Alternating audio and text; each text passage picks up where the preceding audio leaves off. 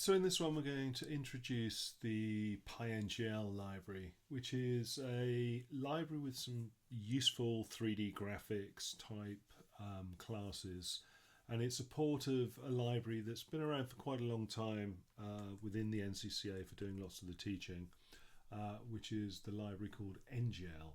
So NGL is the NCCA graphics library. This is a C++ library that's been used for a number of years to teach programming in OpenGL and C++. So what I've been doing recently is porting a big chunk of this to Python instead, and now we have PyNGL.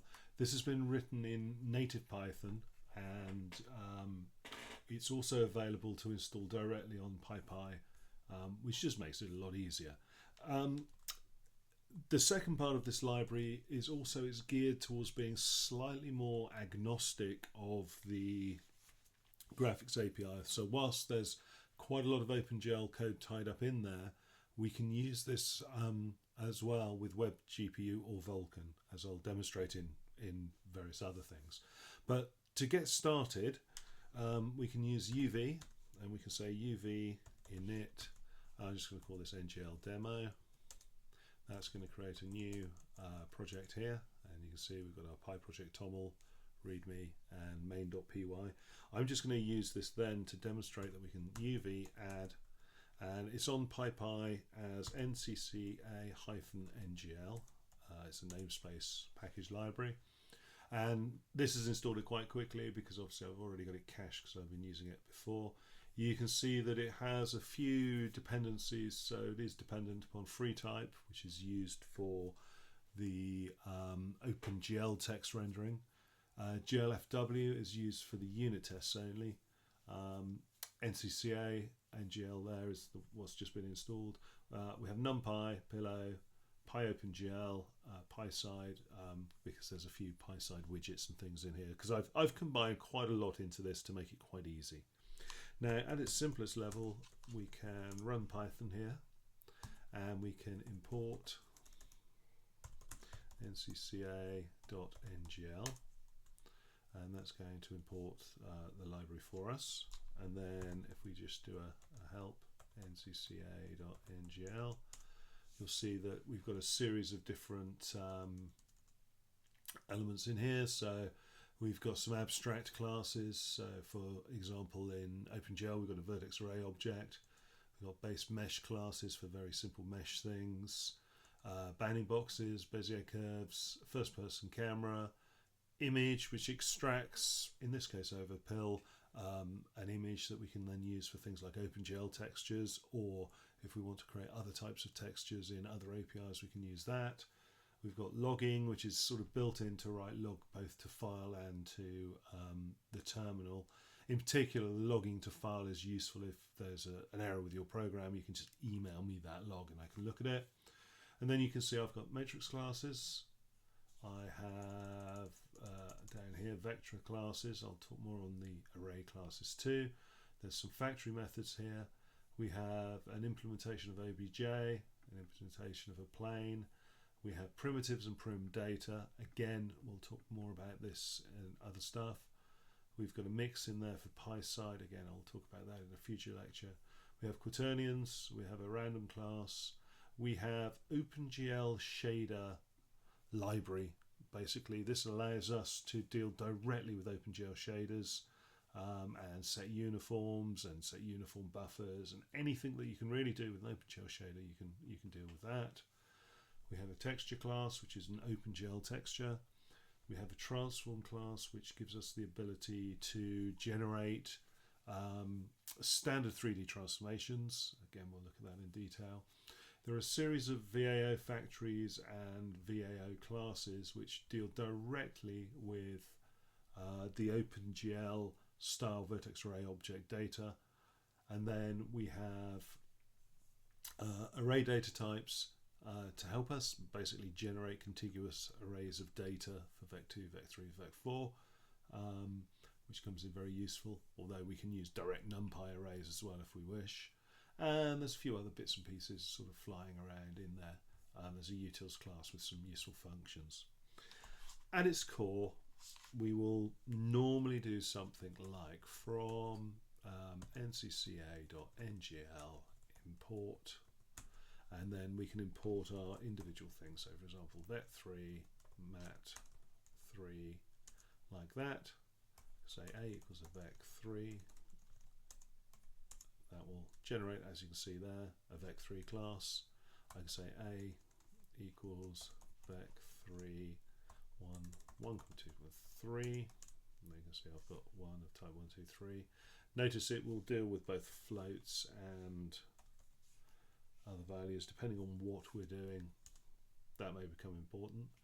I can generate a mat, so I can say, for example, tx equals mat3, and tx, you can see there is an identity matrix.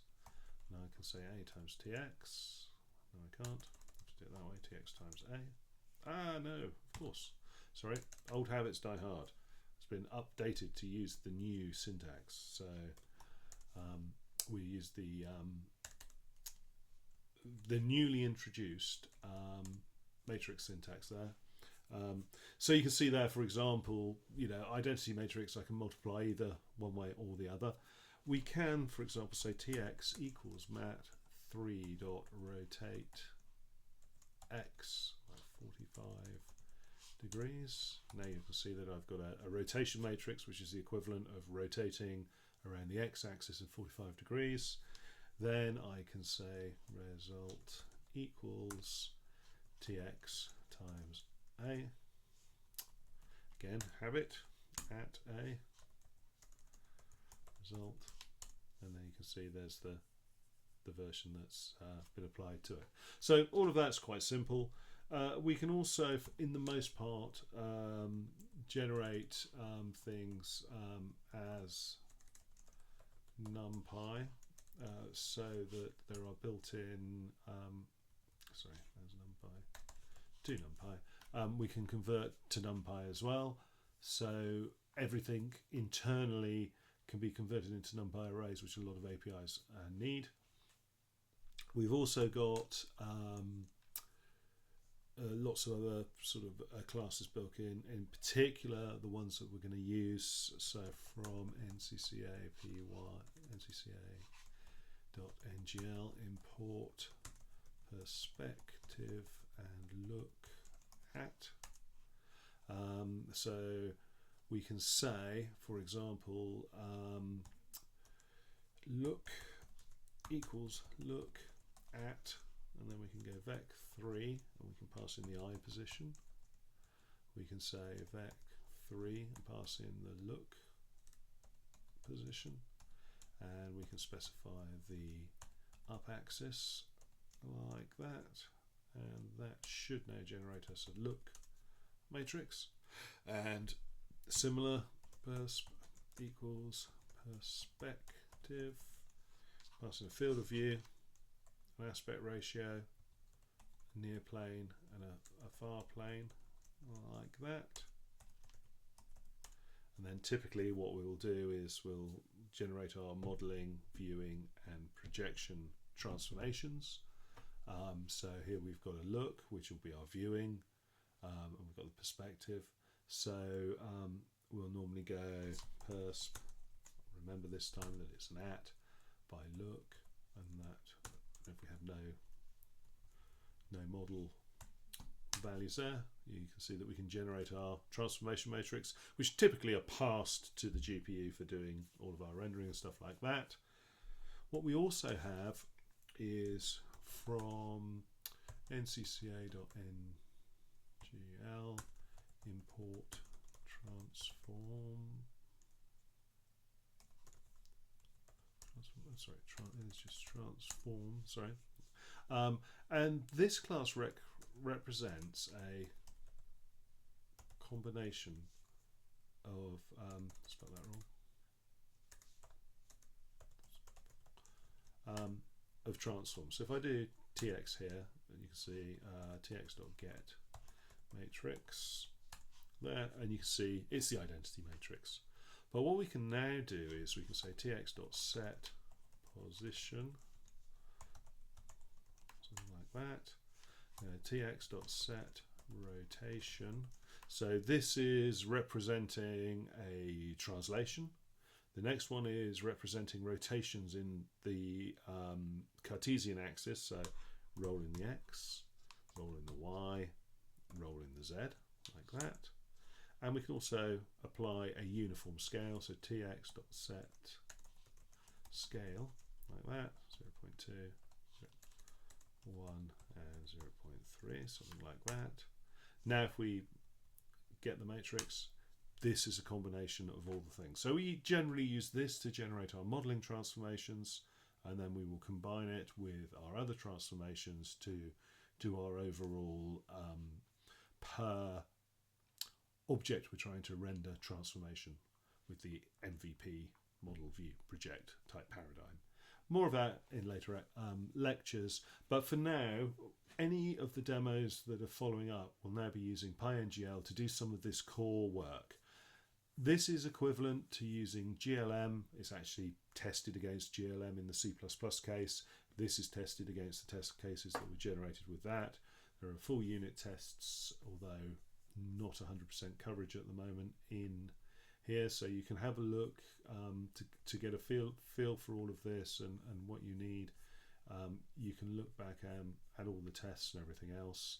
All the source code is available to download, so you can just look at it all and download all the code and everything else. And we'll gradually be using all of these as part of the rest of the work that we do.